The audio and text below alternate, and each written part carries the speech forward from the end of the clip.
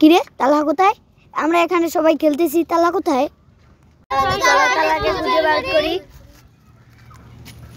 চলো চলো। কিরে আমরা সবাই এখানে খেলতেছি, তুই এখানে বসে একা একা কি করছিস? তো তোমরা তো সবাই বাড়িতে যাবে, আমার তো বাবা কেউ নাই, দাদি ছিল দাদিও মারা গেছে। দর্শক, এতিমের কান্না অনেক অঝরেই হয়। সব ছেলেরা এখানে খেলতেছে কিন্তু সে আর খেলতে পারতেছে না। একটা জিনিস লক্ষ্য করে দেখেন, সবাই আনন্দ উল্লাস করতেছে কিন্তু এতিমের কান্না আর এতিমের দিকে কেউ তাকায় না। সব ছাত্ররা খেলাধুলা করে তাদের নিজ নিজ বাড়িতে যাবে, কিন্তু তালহা আর নিজের বাড়িতে যাইতে পারবে না। এই হলো এতিমের কষ্ট।